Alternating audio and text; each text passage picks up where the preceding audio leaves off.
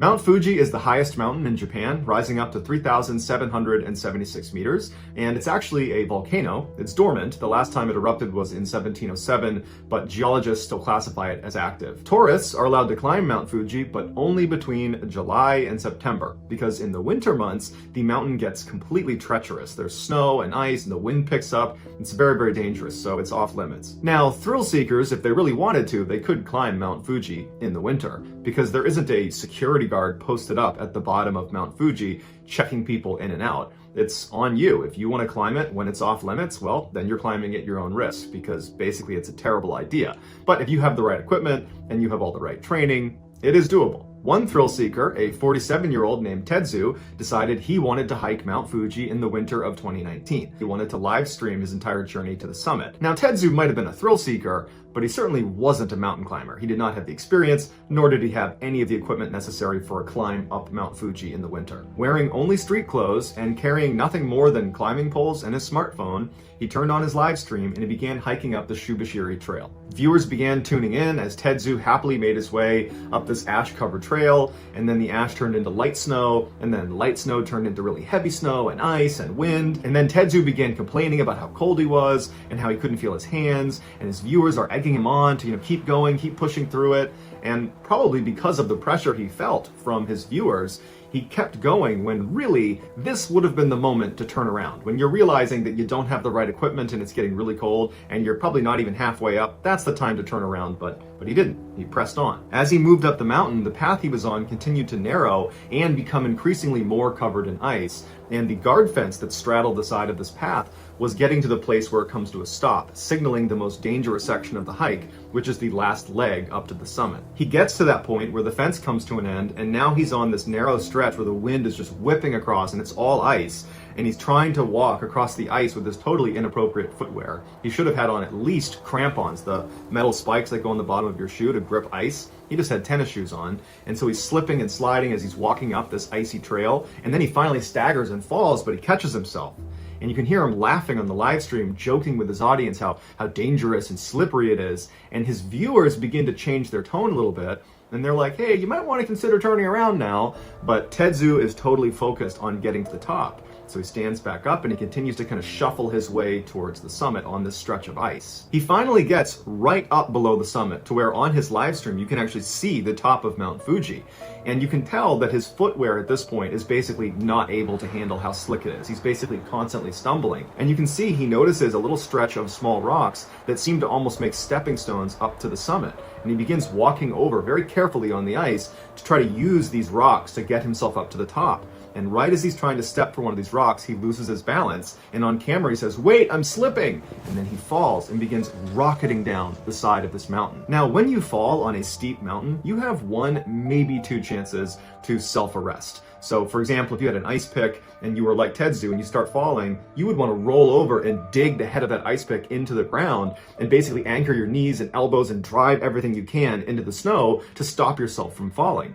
And so if you can't do that in 1 or 2 attempts, your momentum will pick up and you'll be going too fast and you won't be able to stop yourself. And then you just gotta hope you survive the fall. Tetsu did not have an ice pick or any other tool to help him self-arrest, and he didn't have the training for what to do in a situation like this, so he didn't even attempt to roll over and dig his elbows or knees into the ground to try to slow down. So he just goes flying down the mountain, he's on his back, he's not slowing down, and he knows he's doomed. And he says on camera, well, it can't be helped, before he flies over the edge and falls hundreds of meters down to his death. His viewers who watched this happen alerted authorities, who found his body the next day over 1,000 meters away from where he had first fallen. Unfortunately, every year there is a handful of people that attempt to climb Mount Fuji in the winter, and they meet the same fate.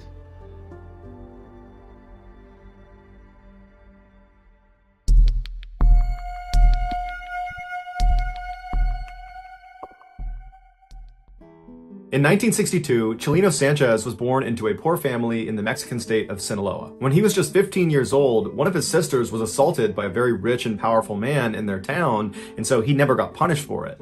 2 years later, when Chileno was 17, he saw this man at a party, and he walked up to him and shot him in the head, killing him instantly. After the murder, Chileno fled to Tijuana before ultimately crossing the US border into Los Angeles, where he stayed with his aunt. He worked odd jobs like picking vegetables and selling cars before he ultimately went into business with his brother, who was back in Mexico, and he worked with him to smuggle Mexicans into the US. But that operation stopped in 1984 when his brother was murdered in Tijuana. To commemorate his brother, Chelino, who always loved music, wrote a song about him, and he formatted the song in the typical Mexican ballad style called corrido, but his lyrics were graphic and gritty, something nobody else did when they wrote a corrido. Chelino spoke honestly and openly not only about how his brother was killed, but also the struggles of living around drug trafficking and violence in Mexico. Shortly after writing the song, Chelino wound up in jail in Tijuana, Mexico, and while he was there, he would sing the song he wrote about his brother, and other inmates heard it and loved it. They had never heard a corrido sung like that, and so they asked Chelino if he would write songs about them and their exploits. Soon, Chelino was being commissioned by all these inmates in this prison to write their songs in exchange for money and for favors. When Chelino got out of prison, his unique songwriting abilities had spread beyond the prison walls to other criminals and drug traffickers and kingpins in Mexico, and before long, Chelino was being approached by those people to write their songs. His corridos pioneered a new subgenre of music called narco corrido for their ties to the narcotics industry. Some people today compare the style and lyrics of the narco corrido to gangster rap. By 1987, Chelino's music was not just being shared amongst his paying clients. It had spread into Los Angeles and all over Mexico and was becoming very popular, even though it wasn't being played on the radio because radios thought his lyrics were too graphic. And so it was spreading largely because of word of mouth and because Chelino himself would go to car washes and street corners and he would sell his cassettes to anybody who would take them. By 1991, Chelino was so famous that he actually went on tour, and everywhere he went, the venue would be completely sold out. But given what his narco corridos were about, largely about drug trafficking and the people that are involved in that ecosystem, the people that would actually come to his performances were often rough and dangerous people, or were at least tied to rough and dangerous people. In 1992, when Chelino was performing in California, while he was on stage, this 33-year-old guy rushed onto stage with him and drew a gun on him, and Chelino, who was always carrying a weapon himself, drew his pistol and fired at this guy first, and then what ensued was this crazy gunfight on stage, practically point blank, between Chelino and this guy, and they both managed to shoot each other. Chelino got shot in the lung, and this guy got shot in the mouth. They would both survive, but 8 audience members also got shot, and one of them actually died. This made international headlines, and by all accounts, should have devastated Chelino's career.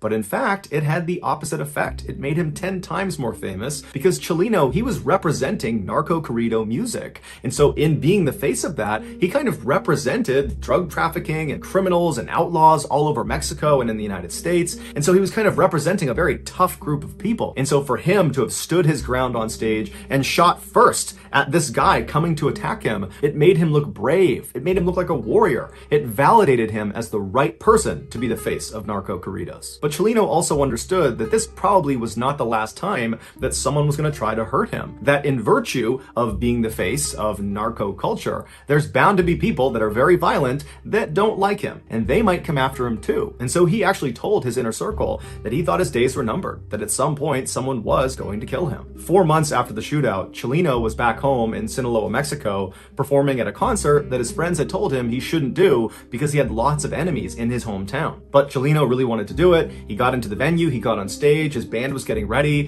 thousands of people were coming into the audience, and before the show started, somebody handed him a note. And so Chelino takes the note, he's smiling, he's kind of looking around at the crowd, and then he looks down at the note and he reads it, and right away his expression completely changes. He looks distressed, he rubs his brow, he frowns, he kind of looks up at the crowd like he's looking for someone, and then he just goes blank in the face, and he's looking out like he's looking past the crowd. And it's this long period of time where he's just blank staring into the audience. And then all of a sudden he just snaps out of it, takes the note, puts it in his pocket, picks up the microphone, and proceeds to give one of his best live performances to date. After the concert was over, Chelino made a special effort to say bye to everybody in his band, and he said bye to some people in the crowd, and then finally, after this kind of long drawn-out goodbye, he walked out the back door. Shortly after, he was kidnapped, tied up, and then shot in the back of the head, execution style. It would turn out that note he received on stage was from his killers, who we don't know exactly who they are still to this day, but the note said, after this performance, we're going to kill you. And so that was the reason Chelino was so distressed, because whoever it was, he obviously understood it was a credible threat. But instead of panicking, he just decided he would give an amazing performance and then face his destiny. And so when he went outside, he knew he was going to get murdered, and he did.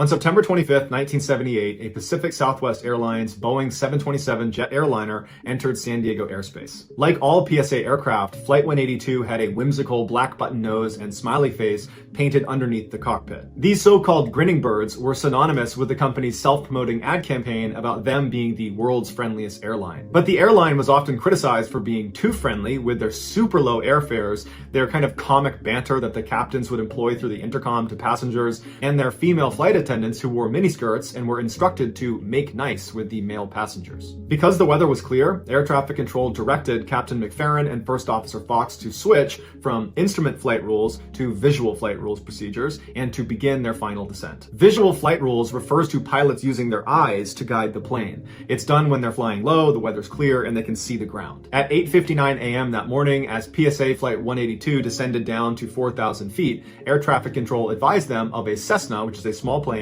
that was ascending in their direction. Fox responded that they saw the Cessna, and so air traffic control came back and said to maintain visual separation. Maintain visual separation meant that despite ground radar-based controllers who could provide vertical and lateral separation criteria, the burden for maintaining separation fell solely on Captain McFerrin and his crew. In layman's terms, air traffic control was telling them, don't lose sight of the Cessna. Inside the Cessna was a flight instructor named Martin Casey and his student, who was a United States Marine named David Boswell. As this little plane ascended, air traffic control informed them that PSA 182, who was right in front of them and slightly above them, they were on their descent. However, they had the Cessna in sight. As a result, the men inside of the Cessna did not take it upon themselves to actively begin looking for this jet. They assumed the pilots of PSA 182, who had them in sight, would avoid them. Back in PSA 182, there seemed to be some confusion in the cockpit. The two pilots were debating whether the Cessna they were watching fly lower than them, past them on the right, was the same Cessna that air traffic control had told them about. And at some point they agreed, yep, that's got to be the same Cessna. And so they called in to air traffic control that it looks like the Cessna has passed us. They've flown past us on the right. Immediately after this transmission, the black box recorded the two pilots talking to each other, basically trying to convince the other that yes, that was definitely the right Cessna. But after a couple of minutes of reassuring themselves, one of them says, boy, I hope that was the right Cessna. According to later testimony by the air traffic controller who was in communication with the pilots of PSA 182 as they were on their final descent, he would say when Captain McFerrin came over and said the Cessna has passed him on the right, he believed him and he didn't think to check to make sure it was the right one. But in reality, the Cessna that McFerrin and Fox had seen was the wrong one. The real Cessna they were supposed to maintain visual separation with, the one containing Casey and Boswell, was still ascending in the direct flight path of PSA 182, except now this Cessna is in 182's blind spot below their nose, so they literally can't see each other. At 9:01 that morning, air traffic control got an alarm that PSA 182 and this Cessna are about to collide, but for some reason the air traffic controller did not alert both aircraft. Instead, this controller only contacted the Cessna and didn't tell them this was a dire situation. They said, hey, there's traffic in your vicinity, but I'm pretty sure it's just PSA 182 and they already see you, so you're fine. So Casey and Boswell inside of the Cessna just continued to ascend. 1 minute later, at 9:02 a.m., PSA 182 flies directly over the Cessna and strikes them with their nose wheel. The Cessna gets hooked by the wheel and flips upside down and gets trapped underneath the right wing of the jet. Seconds later, the Cessna splits in two. The tail section containing David Boswell plummets to the earth like a rag doll. The nose section of the Cessna that contained Martin Casey stayed trapped underneath the right wing for a few seconds before it detonated. Inside of PSA 182, this explosion was deafening, and immediately after it, McFerrin was recorded saying, easy baby, easy baby. Then he asked Fox, what's the damage? And Fox says, it's bad, man, we're hit. Despite trying to keep the plane flying level, it lurched forward into an unrecoverable nosedive, and McFerrin, knowing they were doomed, calmly calls out to air traffic control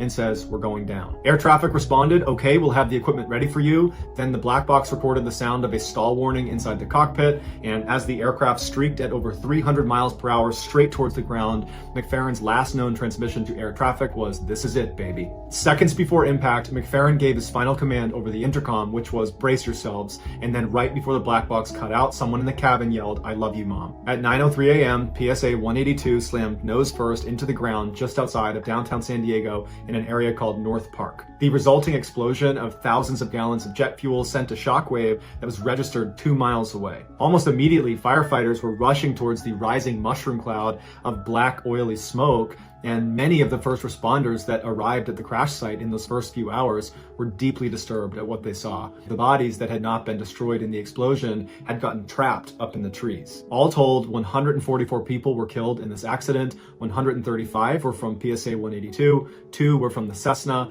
and 7 were just unlucky people that were standing on the ground in North Park. Following a one-year investigation into the mid-air collision, it was determined that the flight crew of PSA 182 was found to be primarily responsible because there was that moment that was picked up in the black box where the two pilots were unsure if the Cessna that passed them was the right one, but instead of calling that into air traffic control and getting confirmation, they blew it off. The morning of the crash, a San Diego photographer was at a press event when he heard the explosion overhead, which was 182 colliding with the Cessna, and he began taking pictures, and he captured these now 2 infamous photos of PSA 182 seconds before they hit the ground.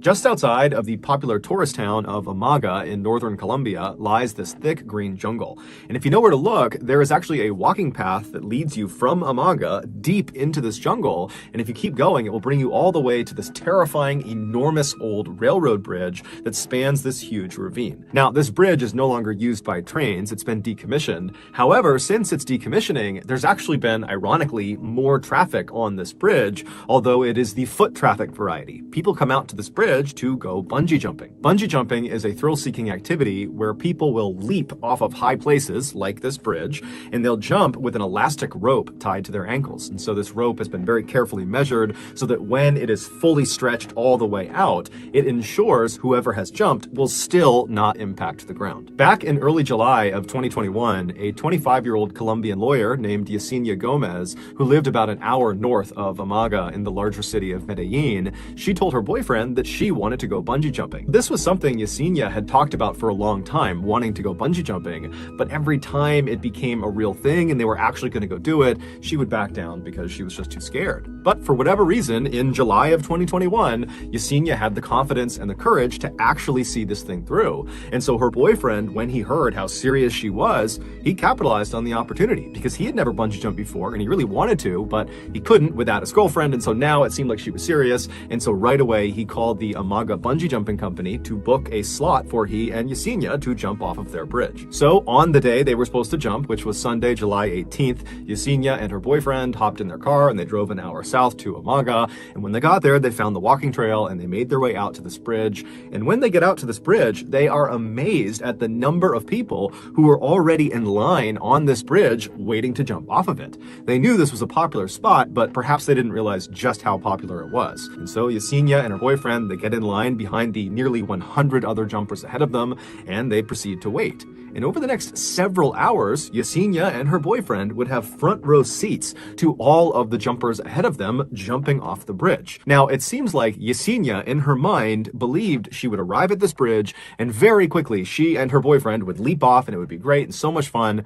But now, they've been forced to wait for a really long time, and this whole time, they're watching other people jump, and Yesenia is starting to panic. Suddenly, bungee jumping looked terrifying. It did not look like something she wanted to do. And so she was beginning to second guess her decision. And so her boyfriend, he's trying to calm her down and he's telling her, oh, it's totally safe. Look at all these people who have jumped. They're all fine. They're all smiling. They're so happy. You're going to be so proud of yourself. But despite his best efforts to calm his girlfriend down, Yesenia just could not calm down. But she did tell her boyfriend that she's not about to back down. She's going to go through with this. And so several hours went by of this totally high stress, anxious waiting period. And then finally, Yesenia and her boyfriend reached the front of the line, at which point the staff members who've been doing this all day long, they signal the two to step forward and get their harnesses on. And so Yesenia and her boyfriend, they make their way to the edge of the platform, so they're looking out over this ravine, and the staff members are putting on their harnesses and getting them ready. And the whole time, Yesenia, she's starting to get tunnel vision, her heart is racing, she's totally panicked. She doesn't think this is fun at all. She just wants to get this over with. And then at some point, one of the staff members finally says, okay, jump. And so Yesenia jumps. Except it would turn out Yesenia had made a mistake. That staff member who had said, okay, jump, was talking to her boyfriend, not Yesenia. However, Yesenia, in her totally panicked state, had just not understood and had leapt, believing they were telling her to jump. However, the staff members had only put her harness on. They had not attached the actual elastic rope to her ankles. And so when Yesenia jumped, there was nothing stopping her from smashing into the ground. And so as soon as she leapt off the bridge, her boyfriend ripped off all of his gear and he ran down the bridge. He leapt over the railing and he ran down the hillside all the way to the bottom of this ravine. But when he finally got to his girlfriend, it was already too late. She was already gone. It would later be determined Yesenia did not die from impacting the ground. She actually died from a heart attack she suffered on the fall down, which means she must have realized after she jumped that she jumped too early, that she did not have the bungee cord attached to her legs. And so literally the fear of what was about to happen to her killed her.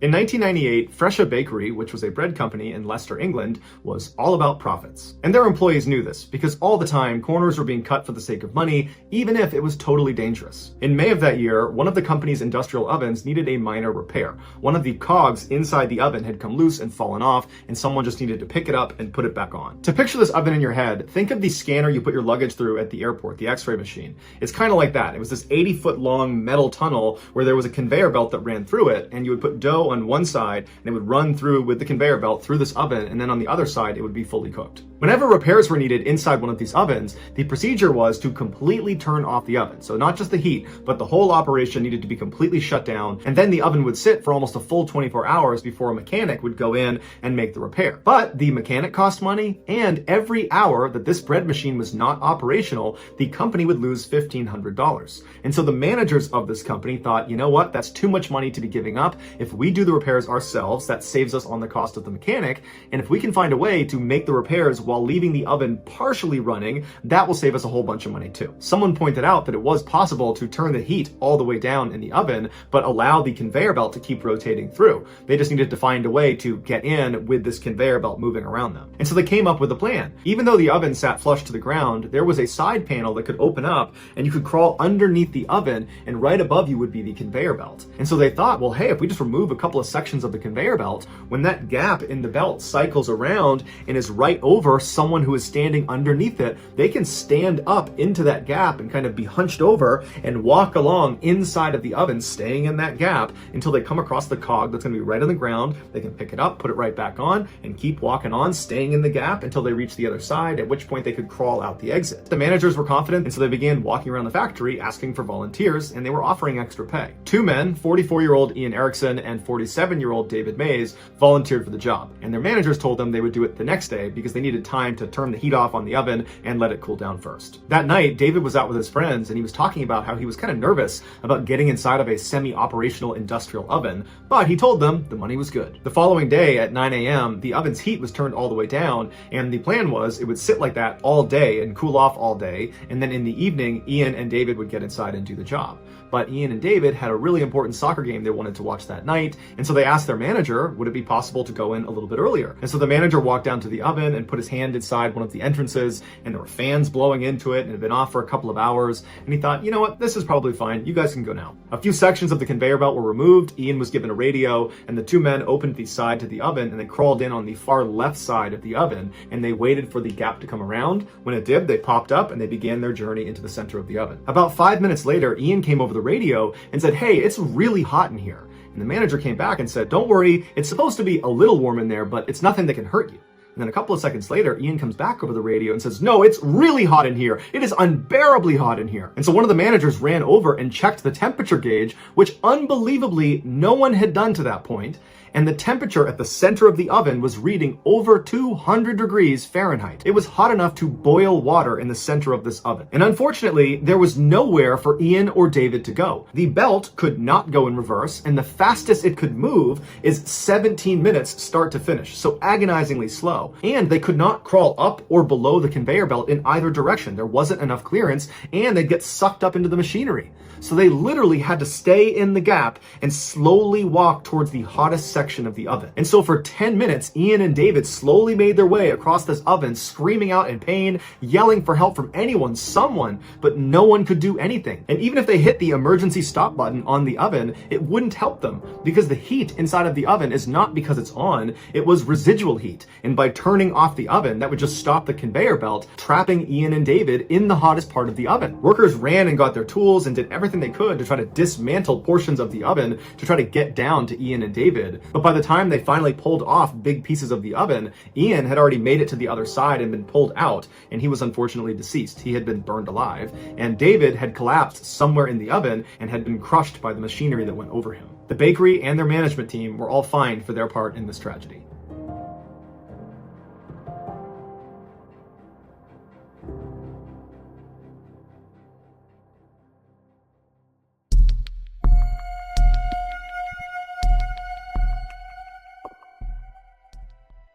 When the earth collapses in on itself, creating a hole in the ground that sucks away anything in its wake, that's called a sinkhole. These holes form when water dissolves the rock layer underneath the soil. They range dramatically in size from a barely noticeable depression in the ground to massive chasms that are hundreds of meters wide and deep. If you're one of the unfortunate few that falls into a large sinkhole, you probably won't get out again, because the ground inside of a sinkhole after the initial implosion just continues to sink. So if you were standing on the ground inside of a sinkhole, you would continuously be pulled into the ground as it continued to crumble and churn like quicksand below your feet. And even if you managed to get to the sides inside of the sinkhole, you could not climb up again because there wouldn't be any handholds because the soil is all loose and wet. Luckily, most sinkholes form slowly and show lots of warning signs, allowing people to get away before it opens up. But there are unique circumstances where large sinkholes can appear out of nowhere. In Russia, hot water is piped into business and residential buildings during the harsh winters. On November 19th, 2019, in the Russian city of Penza, which is 340 miles south of Moscow, a large hot water pipe burst underground below a car park. Initially, nobody knew the pipe had burst, but witnesses would later say they saw steam coming out of the ground near the car park, but they didn't think anything of it. A few minutes after the steam appeared, 49-year-old Vladimir Volyelkin was driving his car through the car park. With him was his co-worker, 53-year-old Igor Chikasov. They worked together at a furniture store. As they made their way towards the exit of this car park, there was another car ahead of them that rolled over that section of pavement that was steaming, and they watched as it rolled over and drove off, and nothing happened. And so Vladimir and Igor, they drove over that section of pavement, and the ground collapsed under them. The burst hot water pipe had injected thousands of gallons of water into the soil right under the pavement, and so it caused a sinkhole. But not just any sinkhole, a sinkhole that was slowly filling with boiling water. When the ground collapsed under Igor's car, it flipped the car forward and it landed upside down at the bottom of this 10-meter deep sinkhole. And it landed just perfectly to where the doors could not open. They would hit the sides of the sinkhole, which also meant they couldn't roll the windows down and crawl out because they would hit the sides of the sinkhole. The men managed to get their seatbelts off and flip themselves around and began kicking on the windshield and yelling out for help. At this point, onlookers had made it to the edge of the sinkhole, and when they looked down inside, they realized there was nothing anyone could do. Jumping in was a death sentence. So they watched in horror as Vladimir and Igor desperately tried to escape, but the scalding water continued to fill the hole until it began leaking into the cabin of the vehicle, at which point the men went quiet. A few moments later, the car completely disappeared from view under the boiling water. Although not held criminally responsible, the water company that owned the pipe that burst offered to pay compensation to both families as well as cover all funeral costs.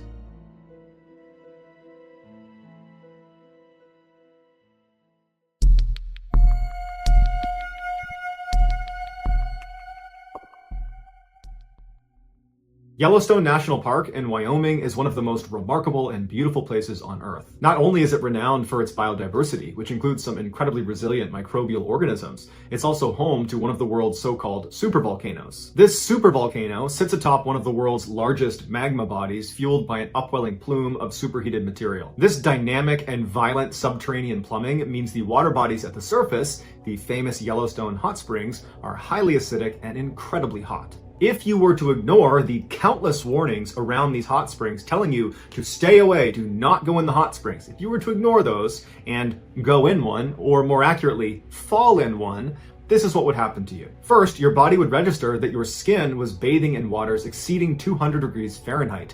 This would hurt like nothing you can possibly imagine.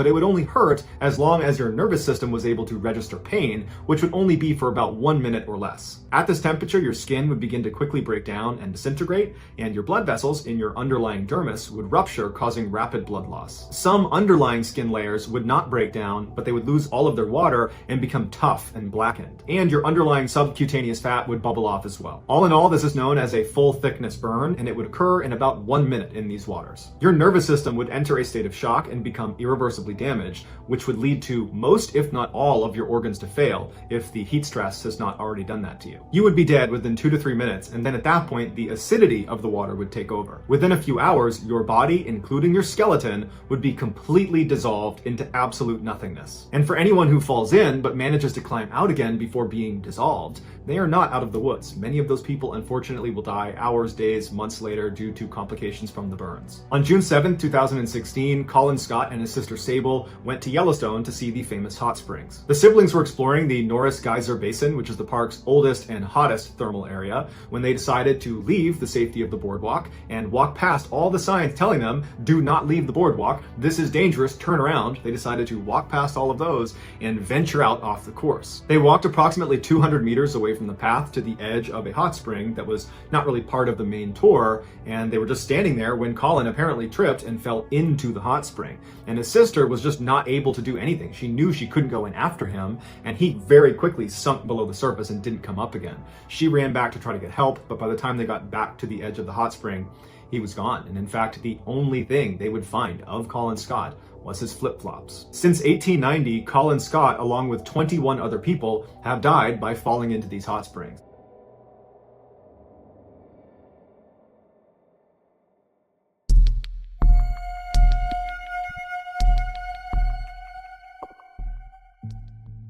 Despite the fact that today there is already tons of shocking content on the internet, there is still something truly insane about Wu Yongning's videos. In 2017, Wu was a 26-year-old climbing enthusiast who was dubbed China's first rooftopper. A rooftopper is someone who, usually illegally, climbs onto rooftops, cranes, smokestacks, big antennas, skyscrapers, or any other really high, dangerous location. Almost always, these daredevils are going to these incredibly dangerous locations in order to capture footage of themselves so they can post it to the internet in hopes that it goes viral and they become famous and make a bunch of money. But because there are so many people competing for the internet's attention, rooftoppers really need to push the envelope if they want to stand out and make it big. And Wu Yongning did just that, and the internet rewarded him with millions of followers and hundreds of thousands of dollars. Most rooftopers would go to the tops of these incredible locations and then take selfies of themselves standing there posing at the top. Wu would do that, but he also did a couple other things that nobody else was doing that kind of became his trademarks. The first one was he would dangle over the edge of the building or the crane or the antenna that he was holding onto, and he would do pull-ups, but he would keep doing them until he reached muscle failure and then would barely be able to pull himself back up to safety. Another trademark move is he would go to the top of these huge buildings and he would get right on the edge and he would do a handstand and then he would pull one arm back, so he's doing a one-armed handstand, and then he would tilt his body as far as he could over the edge until he couldn't do it any farther and he'd let himself come back over to safety. And then perhaps the most difficult to watch trademark was when Wu would basically run up to the edge of buildings and stop just short. And he wouldn't just run to the edge, he would use a self-balancing scooter and go as fast as he could right to the edge of the building and stop just short. And over again, he'd go right to the edge and stop, where he's literally an inch away from tumbling off the edge. Or he'd line himself up where he knew exactly how far he was from the edge, and he would do these really aggressive somersaults forward, and he would stop with his legs dangling off the edge of the building. And of course, all of these trademark moves were done without any safety equipment, and most times Wu did these stunts without anybody there to potentially pull him back up if he gets stuck. About 3/4 of the way through 2017, Wu had posted over 500 videos and live streaming clips to various social media sites, and he was starting to make some real money off of it. On one video sharing site alone, he had made over $80,000 just from donations that had come in. And so it was clear this was becoming a career. But as the money and the fame were coming into Wu, he started to realize that in order for him to stay on top and keep earning at this level, he would need to continuously outperform his last big stunt. And already he was brushing up against death on virtually every video he took. In early November of that year, Wu heard about a competition that was offering $15,000 to its winner. The details of this competition are hazy at best, but from the sounds of it, it was a viral video competition competition. Make the most viral video and you win the prize. This competition served as motivation for Wu to finally attempt his craziest stunt yet. He figured if he had the footage of this particular stunt, he was sure to win this competition, and with the prize money, he could pay for his wedding and cover his mother's medical expenses. And so on November 8th, Wu traveled to the Huayan International Center in central China. This massive 62-story skyscraper would be the tallest building Wu had ever performed a stunt on. The public was only able to get up to the 44th floor, and so Wu had to take the elevator up to somewhere between the 40th and 44th floor, at which point he climbed out of a window and free climbed his way all the way up to the top, so 20 additional floors just climbing the side of a skyscraper. Once he got to the rooftop, he set up his tripod and his camera, and he turned on his live stream. And then he walked around and he began preparing himself for the stunt. Live stream viewers that tuned in would see Wu sitting on the edge of the skyscraper, and he's meticulously wiping down the edge of this building. It's the area he'll be grabbing onto to perform his stunt, which was going to be his trademark pull-ups. And so after several minutes of Wu cleaning this ledge, he begins to lower himself where his arms are still tucked up over the ledge. So he's not hanging, he's got his arms kind of anchored on the top. He's like testing the edge of this lip. And he kind of feels around and he can tell that it's not a good grip. It's not good enough for him to go down to a full extension. And so he pulls himself back up and he goes back to wiping down the edge. And from the looks of it, it seems like Wu is actually pretty nervous about this stunt. And normally when you watch Wu's videos, he doesn't seem nervous at all, even leading up to his stunt. But this one just seemed different. And so after again wiping down this ledge as much as he possibly could, he gets himself ready, lowers himself onto his arms, he lets his legs drop over the edge of the building, and then he goes to full extension. And from there, he does 2 complete pull-ups, and then after the second pull-up, he begins to try to pull himself back up to safety. But he's fatigued and he can't quite get himself up over the edge. He starts to use his feet to try to use the glass to push himself back up, but he can't get a grip. And for the next 15 seconds, Wu is desperately trying to get himself up and over this ledge. He's trying to muscle himself up, but it's obvious he's completely fatigued. I mean, he did free climb almost 20 stories to get up there, and so it makes sense his arms would be tired. But there's nobody up there to help pull him up. And so after a while, he goes back to full extension because he can't do anything, and he looks down as if he's sizing up if he can survive this fall, which he obviously can't. And then the camera picks up a sort of whimpering sound that appears to come from Wu, and then he loses his grip and he falls to his death.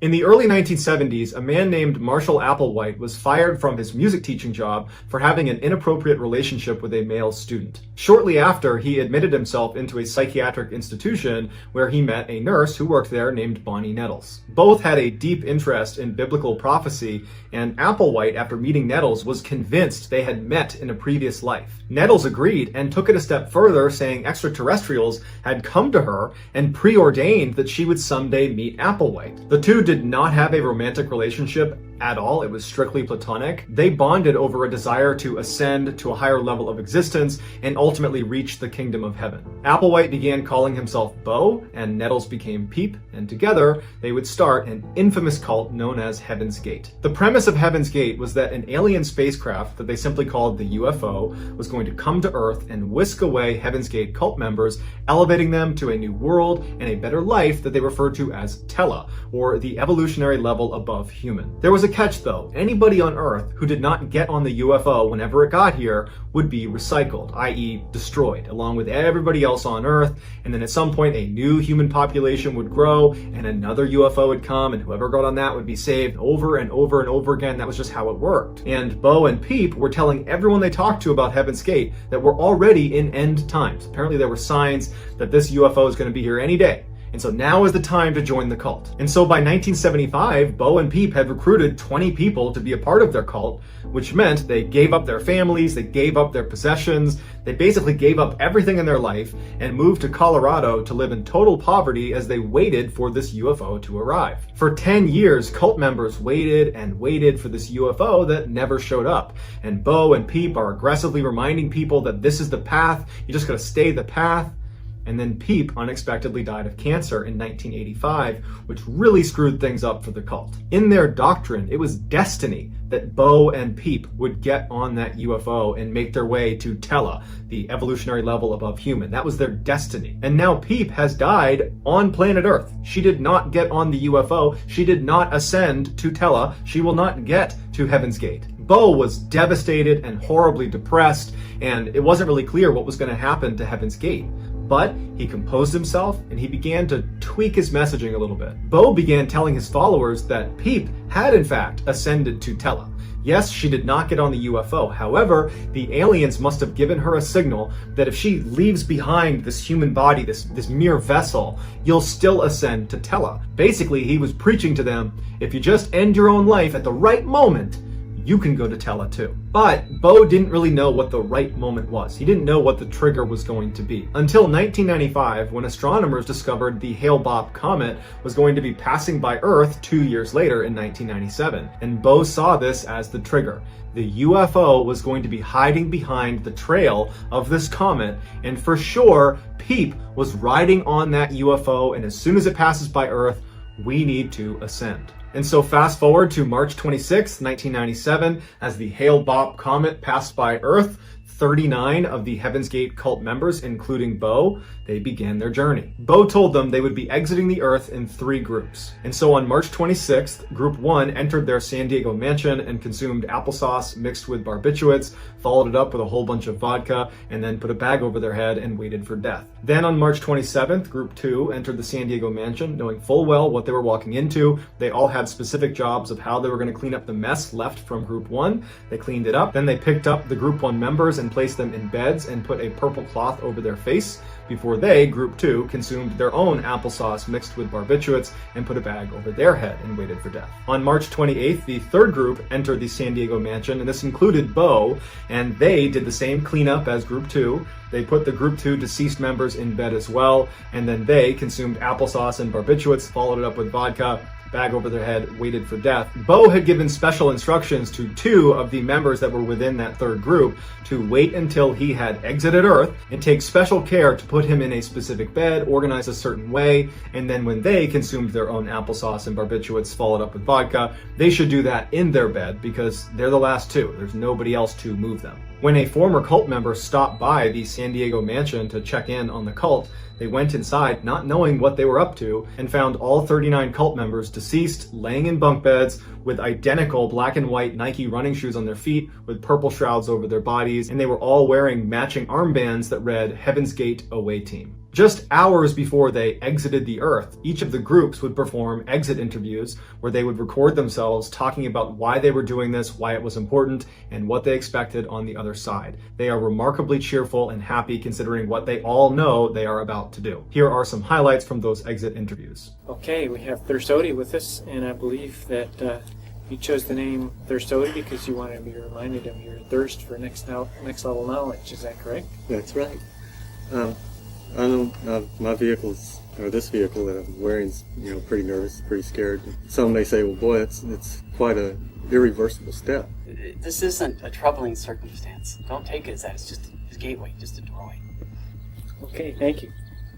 Now you're going to find this old crummy vehicle in a bunk someplace that I'll probably be watching when you check it out and observe your responses and your reaction when you look at these vehicles.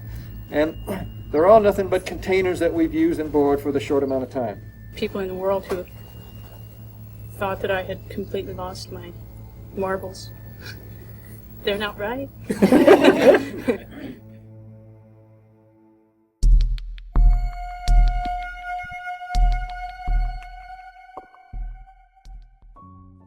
In the late 1940s and 1950s, Reverend Jim Jones was known for his charitable works and his efforts towards desegregating Indiana. This earned him a devoted, loyal following, in particular from the African American community. In 1956, he purchased a church in Indiana, and he named it the People's Temple, and all of his loyal followers went there and joined his congregation. During his fiery sermons, Jones emphasized helping the poor and lifting up the downtrodden, but despite his best efforts, raising money was proving to be a big challenge for him. Jones knew he was an amazing performer and he was really good on stage, and so instead of trying to do all all the old school church fundraising techniques, he decided to do something a little more new school that played to his strengths, which was performance. And so what he started doing is advertising that he could perform miracles, live miracles on stage. And specifically what he said he could do is he could pull cancer out of people. And he had this magic trick where he would go up to somebody that had cancer and he would appear to be pulling on them, and then he would pull out what looked like meat from this person.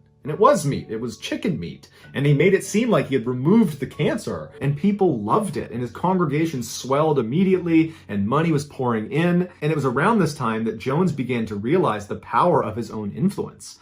He could make his followers believe anything he wanted. This power trip, though, over time would cause Jones to lose his grip on reality. And so when he began espousing fairly radical views, he didn't have anybody that was going to stand up and say, I don't know if you're right about that. Instead, he had a mass of people that basically blindly agreed with him. But when his social goals became so radical that they attracted Marxist leaders and violent leftist groups to the People's Temple, it was the one time that his followers said, okay, enough is enough. And there was a mass defection out of the People's Temple. And some of these defectors, when they left and had a chance to kind of look at the People's Temple for what it was, they realized it was more like a cult, and that they had been brainwashed, and that Jim Jones was a lunatic, and anybody who followed him could potentially be in danger. And so they went to the media and told them about this. The media converges on the People's Temple, and all of a sudden it's this huge scandal that Jim Jones is the leader of a cult. And as stories started to break about Jim Jones being this awful person who was stealing from his members and abusing them and brainwashing them, he up and leaves for South America with hundreds of his most loyal followers, and they resettle in an area called Guyana that would eventually be called Jonestown. Life on the Jonestown compound was very grim. Not only did they have 10-hour workdays every day of the week, but food and water were extremely limited because they were so cut off from modern society that the only way they could get any sort of resources was through haggling over a shortwave radio that usually didn't even work. So they're totally cut off, they have very few supplies, and then at the end of their 10-hour workday, it was mandatory for all members to come into this main area underneath this big scaffolding where Jim Jones would get up on stage and he would rant and rave about various government conspiracies that were going to befall them. He would excoriate defectors and talk about how they needed to round them up and make examples of them. And if you stepped out of line, even just a little bit, you could find yourself locked inside of a coffin or trapped at the bottom of a well as a form of punishment. Jones was already spiraling out of control, but some health issues led him to take a daily, near lethal dose of amphetamines and sedatives that made him a total lunatic. Suddenly, his nighttime speeches just weren't enough, and he began pumping these crazy speeches 24/7 over loudspeakers all over the camp. One defector said the speeches were centered on this idea that back in the United States, the government was systematically rounding up African Americans and sending them to concentration camps. And it was only a matter of time before they came here and took any of the African Americans here into captivity. And since the majority of the People's Temple were of African American descent, this was terrifying. U.S. Congressman Leo Ryan had been keeping close tabs on the People's Temple ever since the news broke about Jim Jones kind of being a hack and a maniac. And when they went to South America, he just felt like no one's really checking in on them, and I'm concerned for the well-being of the people that are there. And so on November 18th, 1978, Ryan, along with 18 other people, flew to Guyana to talk to Jim Jones and to make sure that everything was okay. When he arrived, he was expecting it to be kind of in disrepair and be this chaotic scene, but it wasn't. The camp was maintained, people were well-dressed, polite. It seemed like a happy and healthy community with a few hundred people there. And he actually went to Jim Jones and says, you know, it looks like you got a good thing going here. But Jones, in his totally delusional state, believed Ryan was being sent by the US government to round up the members and to ship them into concentration camps. And so as soon as the congressman left the camp and was headed back to the airport, Jones sent a security team after them, and they shot and killed Leo Ryan along with 4 others. While that massacre is going on, Jones goes over to the middle of the camp where he normally gives his nighttime speeches, and he calls all 900 plus members to the middle of camp to listen to him. He turns on a recording device, he picks up his microphone, and he delivers a speech that would come to be known as the death tape. His famous first line of this speech is, "I've tried my best to give you a good life." And you can hear the crowd erupt with cheers as he says this, and what listeners of this tape can't see is what's being unveiled at the same time. Right next to Jim Jones is this silver cauldron of this sickly purple liquid, and next to it are about 900 cups. The next day, authorities are outside the gate of Jonestown, and they're getting ready to head into Jonestown to confront Jim Jones about his connection to the murder of Congressman Ryan and the 4 others. And they're loading their guns, they're getting ready for what's bound to be massive resistance from this crazy cult leader and his followers. And as they're making their way down the road and the camp comes into view, they notice that it's eerily quiet and they don't see anybody moving around. And as they're walking through some of the high grass, someone trips and falls, and they think they've stepped on a log. When they stand up and look down, they notice that it's a dead person, and they scream out, and then everyone's looking around, and they notice that all over the ground in front of them are hundreds and hundreds of dead bodies. There's more bodies than they can possibly count. The previous night, that purple liquid that was revealed to the crowd after Jim Jones begins his speech was Kool-Aid mixed with cyanide. And over the course of several hours, and it's all recorded on the death tape, he encourages his members to come up and die with dignity and drink the Kool-Aid. However, if you didn't drink the Kool-Aid or didn't want to drink the Kool-Aid, like many of the 300 children, their parents would make them, or the armed guards would come over and they would inject them with it. And after everybody's died, Jim Jones doesn't even drink from the Kool-Aid. He ends up shooting himself. I've decided to only include a very small portion of the death tape because so much of it is just, it's heartbreaking, it's distressing, and it should be something that you decide you want to listen to. It should not be thrust upon you. How very much I've tried my best to give you the good life.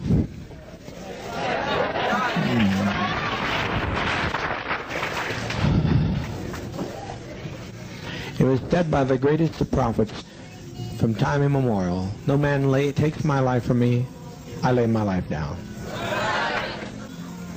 If we can't live in peace, then let's die in peace. We've been so betrayed. We have been so terribly betrayed. Take the portion like they used to take in ancient Greece and step over quietly, because we are not committing suicide. It's a revolutionary act. We can't go back. They won't leave us alone. They're now going back to tell more lies, which means more congressmen. And there's no way we can